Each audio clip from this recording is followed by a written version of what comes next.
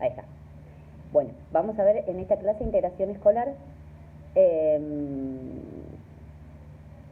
les iba a decir? Después vamos a ver los trastornos específicos del aprendizaje, ¿sí? Y les voy a subir hoy, que después, cuando terminemos la clase, hablamos un ratito, de lo que va a ser el final, ¿sí? La monografía final. Bueno, empecemos entonces. ¿De qué hablamos cuando hablamos de integración? También vamos a estar viendo algunas diferencias entre inclusión e integración, ¿sí? Porque hoy hablamos de educación inclusiva, pero bueno, cuando salió las normativas para la integración, está bajo esa titulación en educación, ¿sí? Que se refiere a la normativa que establece el derecho de las personas con discapacidad o con dificultades del aprendizaje a poder transitar su escolaridad en una escuela de nivel ordinaria, de nivel primario, secundario e inicial, ¿no? También establecen los terciarios y universitarios,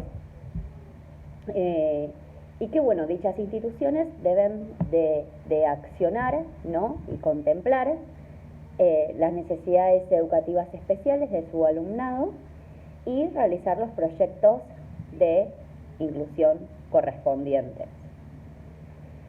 Dentro de lo que son los proyectos individuales inclusivos, ¿sí? Tenemos dos propuestas.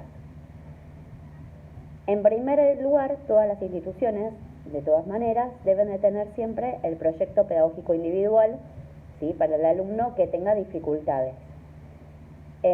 Y no alude solamente a los estudiantes que tienen discapacidad, ¿sí? Sino a todos los alumnos que tengan dificultades con el acceso al currículum, ¿sí? Para brindarle los apoyos necesarios. Este proyecto pedagógico individual lo realiza la docente, ¿sí? En conjunto con, si tienen equipo de orientación escolar, y los directivos de la institución. La verdad es que el proyecto pedagógico individual, hay modelos que lo conforman las instituciones. Donde yo trabajo en la escuela, nosotros confeccionamos un modelo, ¿sí? El equipo de orientación confecciona un modelo y a grandes rasgos lo realizamos nosotros, ¿sí? El equipo de orientación. Previamente lo que hacemos es, bueno, necesitamos el informe del docente, del desempeño académico y también de otras áreas competentes para que transite la escolaridad de manera inclusiva, como por ejemplo los hábitos cotidianos escolares, cómo es su conducta, cómo es su sociabilización y no solamente los aspectos académicos, ¿no?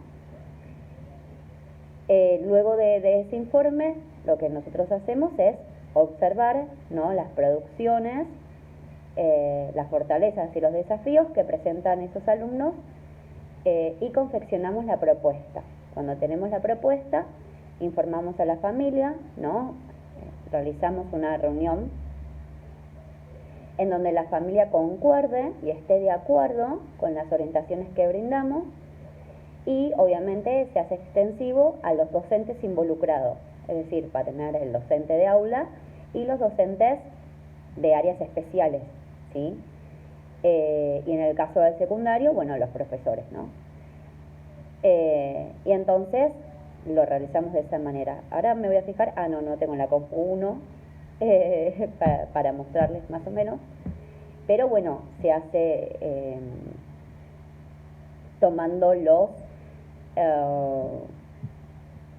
NAP, que son los núcleos prioritarios de aprendizaje, para el nivel en el que está el alumno, y de ahí hacemos configuraciones de apoyo, se denominan generales, ¿no? Algunas van específicas por áreas y otras de manera general. Y luego tenemos los proyectos pedagógicos individuales inclusivos, que se realizan con este modelo de propuesta individual, pero se confecciona un legajo cuando hay un alumno que necesita la intervención de escuela especial, que necesita una maestra para la inclusión, ¿sí? Que es conocido la figura como MAI. Hay alumnos que necesitan un acompañante externo, que va a ser su caso. El acompañante externo está para acompañar la escolaridad de ese alumno, ¿sí? Ya sea en los hábitos cotidianos o de acceso y metodologías. ¿Qué quiere decir esto? Por ejemplo, un alumno con autismo, con dificultades en la comprensión del lenguaje, necesita apoyos visuales. Ahí el acompañante externo los realiza, ¿sí? Después podemos brindar sugerencias como acompañantes a los docentes en cuanto a estrategia áulica, de por ejemplo, a dónde se puede sentar, ¿no? Buscar la mejor manera para que esté incluido en el grupo y con su docente. También podemos fomentar la sociabilización en los alumnos que tienen estas dificultades, por ejemplo, creando estrategias en las horas de recreo, ¿sí? En los momentos de recreo. Por ejemplo, yo cuando fui acompañante externa en una institución durante 2 años con un niño, utilizaba los recreos para que pueda vincularse. No tenía problema de sociabilización, pero por la conducta, en muchas oportunidades sí. Entonces, no sé, le gustaba la soga, llegaba una soga y hacía que todos jugáramos con la soga, ¿no? O con cartas. Cuando pasó el aislamiento, volvimos a la escuela, el recreo era por sectores, tenías que estar sentado, no podías estar por ahí deambulando. Entonces ahí tenía más juegos como de mesa, ¿no? Y bueno, de metodología, por ejemplo, no sé, sugerirle al docente de que las actividades sean fragmentadas, ¿no? Sobre todo cuando hay problemas, cuando el alumno tiene déficit de atención, cuando se cansa rápidamente, ¿no? Que pueda fraccionar las actividades y dárselas de a poco, que otorgue tiempos de pausa. Si, no sé, realizan 10 cuentas, que pueda hacer 5 y va a estar bien, ¿no? Que los cuentos sean más cortos, con letra imprenta. Ese tipo de orientaciones al docente, los acompañantes externos lo pueden realizar. Sí, se entrecorta mi internet, está mal, chicas, porque está lloviendo y capaz que eso afecta, no sé bien. Pero no se preocupen que en el video va a salir por ahí mejor. Les decía, bueno, este tipo de orientaciones las podemos brindar, sobre todo, ¿no? Contemplando que hay muchos docentes que no saben cómo realizar, ¿sí? Algún tipo de, le decimos adecuaciones, o le decimos, mejor dicho, configuraciones de apoyo no significativas, ¿sí? Configuraciones de apoyo tenemos varias. Las no significativas son estas de acceso y metodologías. Después tenemos las configuraciones de apoyo significativas, que implican la revisión del currículum, ¿sí? Que implica que se hagan modificaciones en los contenidos curriculares. Esto no contempla el acompañante, sino que contempla una MAI. ¿Cuándo se solicita la maestra de apoyo para la inclusión?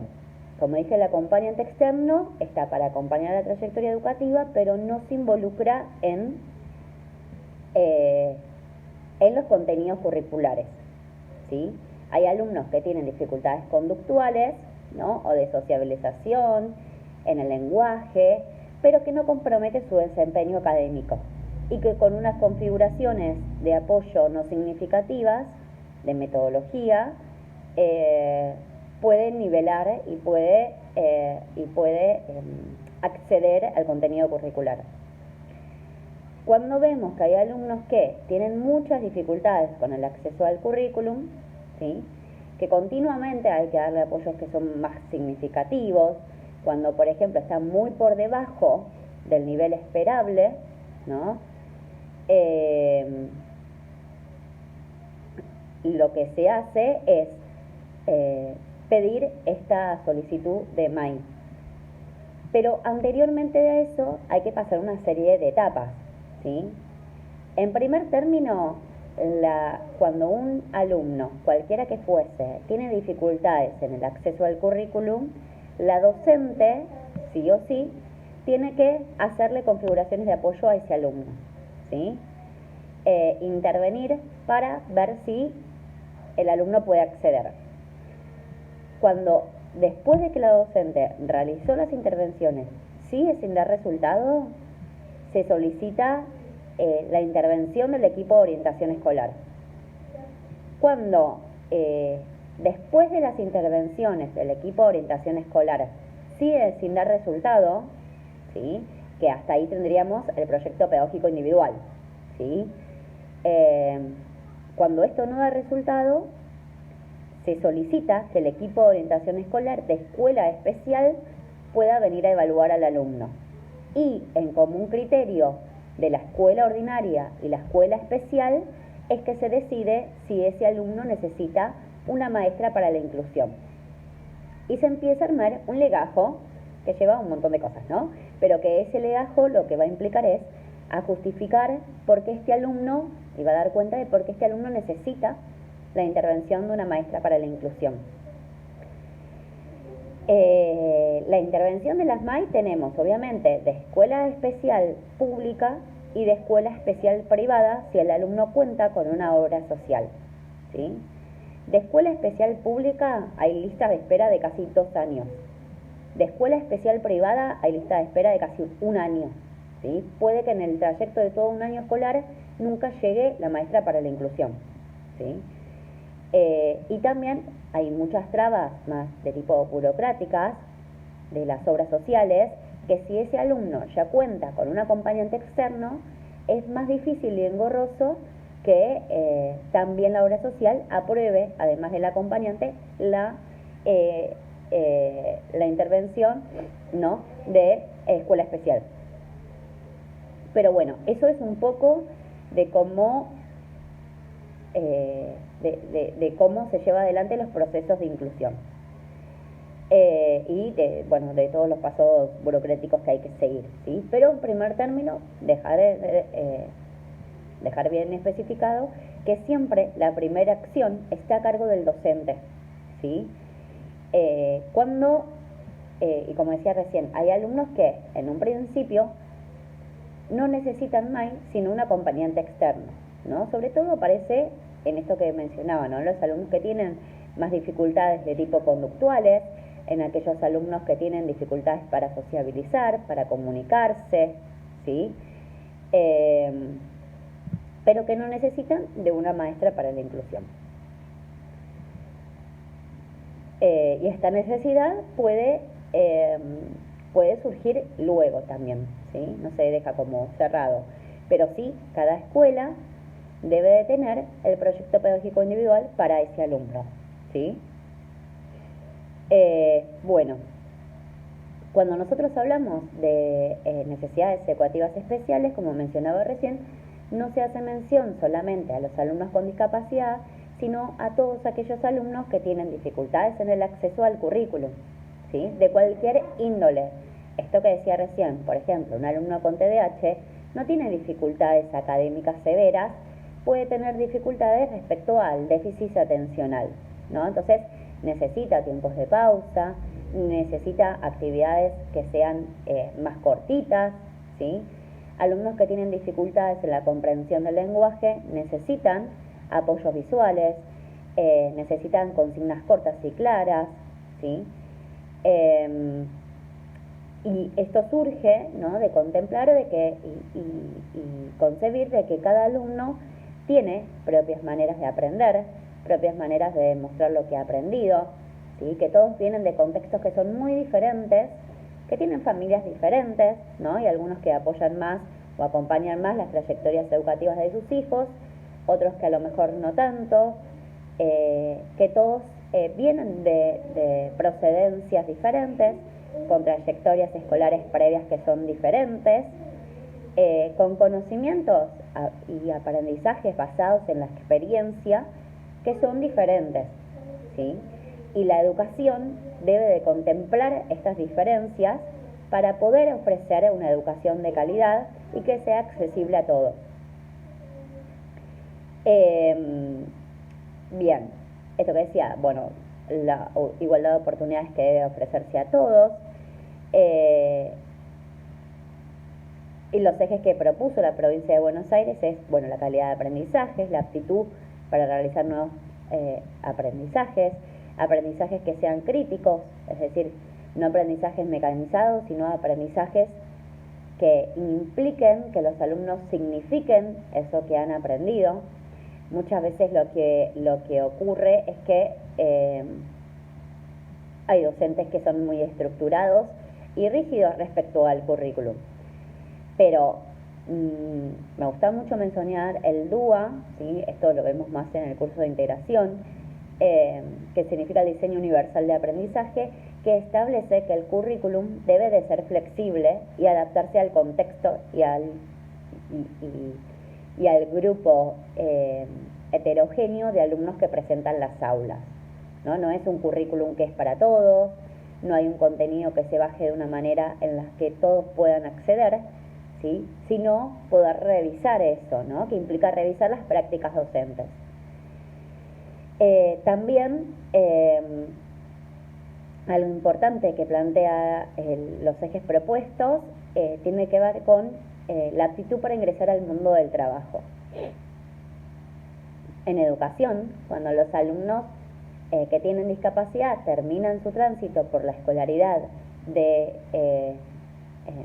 escuela ordinaria, en el sello de su en el dorso de su analítico, se van a encontrar con un sello, que ese sello determina que ese alumno, ¿sí? Tuvo un proyecto pedagógico inclusivo, ¿no? Eso quiere decir que necesitó de apoyos, de recursos. Pero ¿qué pasa esto cuando lo presentas en un trabajo? ¿No? Es decir, queda un sello impregnado en un analítico que da cuenta de las dificultades que ese alumno tuvo de acceso, ¿no? Y que va a obstaculizar también que pueda encontrar un trabajo con ese sello impreso. Bueno, esto que decía, lo que implica la educación inclusiva, diferentes historias de vida personal, contexto social, del familiar, también encontrar las motivaciones que tienen los alumnos, ¿no? Porque a cada persona, a cada estudiante, le interesa y lo motivan distintos tipos de contenidos, ¿no? Con distinto tipo de bajada, ¿no? Bien. Bueno, acá un poco de datos históricos, ¿sí? Cómo empezaron, ¿no? En la antigüedad, bajo el paradigma religioso, bueno, las personas con discapacidad eran consideradas como enviadas por el diablo, ¿no? Tenían un origen más místico. Después aparece en el siglo XV hasta el XIX la etapa de la institucionalización, en donde el paradigma sigue siendo religioso, pero aparecen ya las instituciones médicas, que lo que hacían básicamente era encerrar, ¿no?, a las personas con discapacidad. Del siglo XV al XX aparecen las escuelas especiales con el paradigma médico-psicométrico, es decir, los alumnos con discapacidad eran clasificados por o según el coeficiente intelectual. En el siglo XX aparecen las escuelas integradoras con un paradigma pedagógico-sociológico, en donde aparece acá que el niño que tiene déficit podía educarse, ejercer derechos, deberes, ¿no? Como cualquier otra persona. Aparece la conceptualización de las necesidades educativas especiales, no solo a niños con discapacidad, sino a aquellos que tenían dificultades de acceso al currículum. Y aparece la figura del maestro integrador, y la escuela especial ya no se para por coeficiente intelectual, sino que las escuelas especiales empiezan a subdividirse según discapacidad, ¿sí? Del siglo XX al siglo XXI aparece el paradigma de escuelas inclusivas, el paradigma pedagógico sociológico inclusivo, ¿sí?, que considera la plena inclusión de todos los alumnos a aulas comunes, ¿no? Esto quiere decir contemplar la diversidad, ¿no? Revisar el diseño curricular, que sea flexible, que respete y tenga en cuenta estas diferencias. Se basa en la cooperación de todos los miembros, ¿sí? Cuando nosotros hablamos de instituciones educativas, hablamos de que todos los actores que involucren a la institución educativa tienen que realizar acciones en pro de la inclusión, ¿sí? No solamente esto contempla a un docente, sino que contempla al equipo directivo, al personal de maestranza, a las familias, ¿sí? A docentes de áreas curriculares y extracurriculares, involucra a todos, ¿sí? Bueno, estas necesidades educativas especiales, lo que decía recién, ¿no? Surgen de la dinámica, siempre que se establece, ¿no?, entre las características personales del alumno y la respuesta que da el entorno educativo. Un alumno tendrá mayores o menores dificultades de acceso al currículum de acuerdo a cómo las características de cada alumno interactúe con lo que los docentes ofrecen o la institución educativa ofrece, ¿sí? Si ese alumno cuenta con una buena propuesta pedagógica individual que contemple sus fortalezas y no solamente sus desafíos, ¿no?, ese alumno va a tener mayores oportunidades para poder aprender de la manera en que puede aprender, ¿sí? Bueno, integración, básicamente lo que contempla la integración es decir, bueno, yo te acepto, ¿no? Hay una ley, hay normativas en educación, del Consejo Federal de Educación, de la Ley de Educación Nacional y la Ley de Educación Provincial, ¿no?, que contempla que los alumnos que tienen discapacidad pueden ingresar a la escuela ordinaria. Ahora, inclusión es la interacción de todos para fomentar y realizar acciones que contemplen y que lleven adelante ese proceso de integración, ¿sí?, en donde se tenga en cuenta a ese alumno.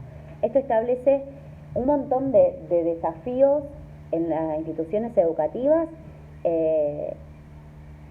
porque requiere básicamente de que la institución educativa rompa, ¿no?, con las estructuras sólidas que venían subsistiendo anteriormente, ¿sí?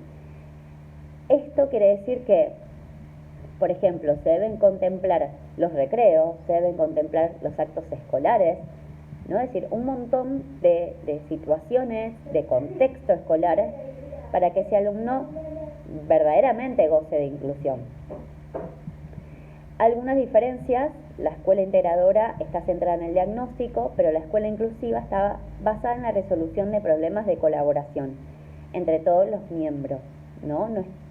Y una de las barreras que aparece mucho para la inclusión tiene que ver con la desinformación, ¿sí?, que lamentablemente se estableció una ley, ¿no?, pero no se ha preparado en las instituciones educativas para esto, ¿sí? Es decir, nadie preparó a los docentes, ¿no?, para realizar acciones, ¿no?, tener presente cierto conocimiento en discapacidad que le permita realizar adecuaciones, ¿no?, o configuraciones de apoyo. Porque los docentes que querían involucrarse, ¿no?, en educación especial, estudiaron para educación especial y no para maestro de grado, por ejemplo, ¿no? Entonces, ese es el primer eslabón, el sistema fue el primer eslabón que falla para la inclusión. Por eso digo que nosotros como acompañantes tenemos el plus de poder brindarle información al docente, ¿sí? Es decir, el docente y el acompañante externo trabajan como una dupla pedagógica, ¿no?, en pro de poder ofrecerle una verdadera inclusión a ese niño o niña en el tránsito de su escolaridad. La escuela integradora está dirigida a la educación especial, pero la escuela inclusiva dirigida a la educación en general. La escuela integradora está basada en principios de igualdad y competición, pero la escuela inclusiva está basada en principios de equidad, cooperación y solidaridad. La escuela integradora, la inserción es parcial y condicionada, mientras que en la escuela inclusiva la inserción es total e incondicional. Y esto que decía, en la escuela inclusiva se exigen rupturas en los sistemas, se centra en el aula de apoyo, ¿sí? La escuela inclusiva no disfraza las limitaciones porque las limitaciones son reales, ¿sí? Eso siempre tenemos que contemplar, y a partir de las fortalezas empezar a trabajar las limitaciones, no viceversa.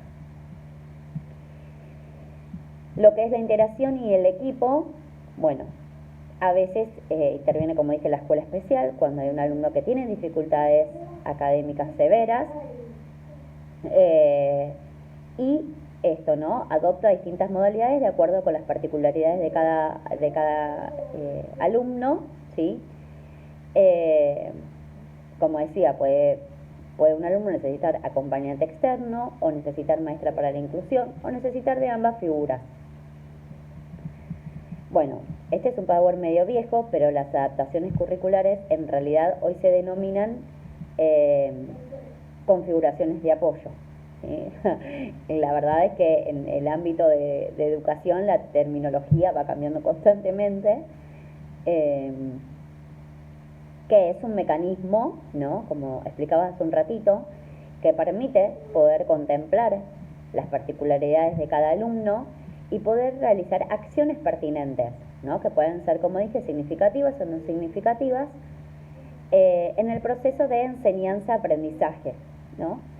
Obviamente que anteriormente a esto hay que evaluar a ese alumno, ¿no? Es decir, poder observar las producciones del alumno, ver en qué se presentan mayores dificultades y cuáles son sus fortalezas, tanto a nivel pedagógico como a nivel vincular, como a nivel comunicativo y conductual.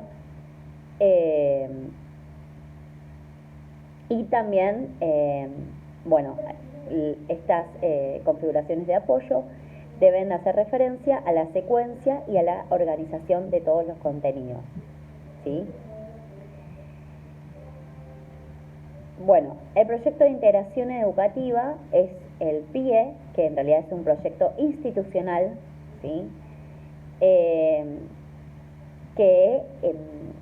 Un proyecto institucional que cada institución debe de tener, y que todas las familias deben tener acceso. Es decir, cuando una familia decide inscribir a su hijo en una determinada escuela, puede solicitar el PIE, ¿no?, de esa escuela, en donde va a estar basado, bueno, cómo se realiza el trabajo en conjunto, cuál es la concepción que tiene esa escuela sobre un niño con necesidades educativas especiales, cuáles son los valores y tradiciones de esa escuela, cómo es el vínculo familia-escuela, y bueno, cómo se integra toda la comunidad educativa a las necesidades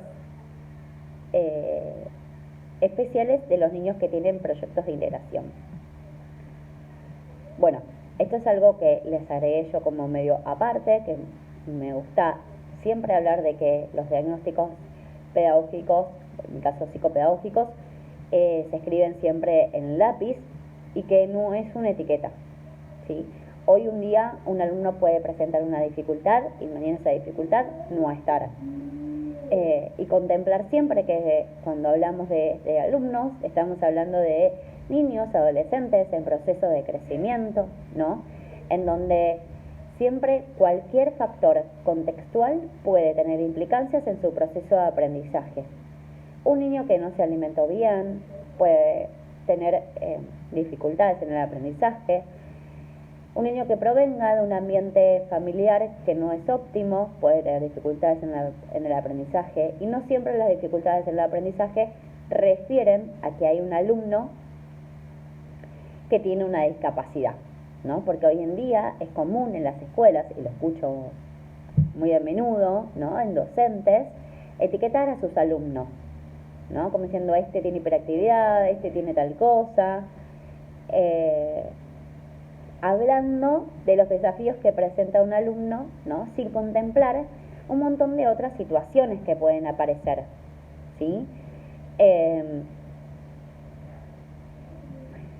Y generalmente también lo que sucede mucho es que cuando los docentes no contemplan, ¿no?, las situaciones particulares de los alumnos, aparece el denominado fracaso escolar, que son los alumnos que tienen una baja calificación, ¿no?, que no llegan a la nota esperada, pero nunca nadie se pregunta qué sucede con este alumno.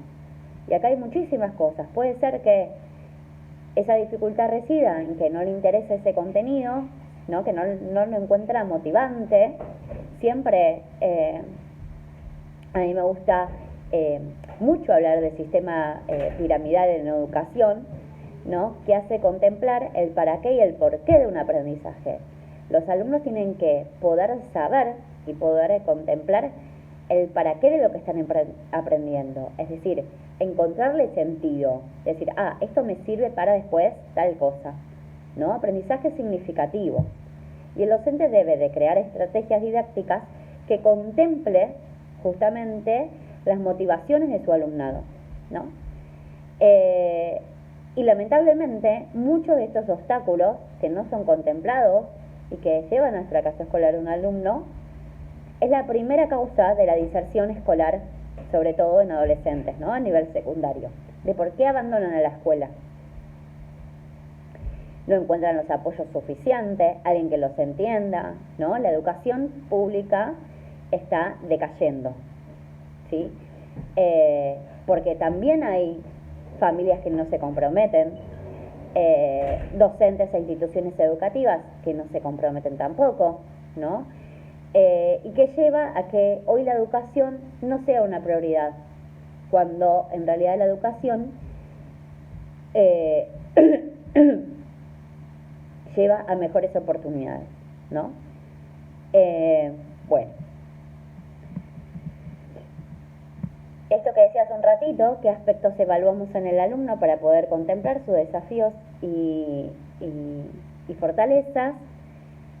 Bueno, a la constitución subjetiva de cada uno, ¿sí?, la historia educativa escolar, la trayectoria escolar previa, nivel de competencia con los aprendizajes que se proponen, ¿sí? Si están viendo numeración, bueno, sabe el sentido de los números, si ven multiplicación, sabe el sentido de la multiplicación. Siempre empezar desde abajo, ¿no? No sé, una vez yo fui a cuarto y encontré un alumno que estaban multiplicando por 2 cifras. Y este alumno no lo hacía. Entonces me senté y me fijé qué es lo que podía hacer. Bajé la numeración y no sabía.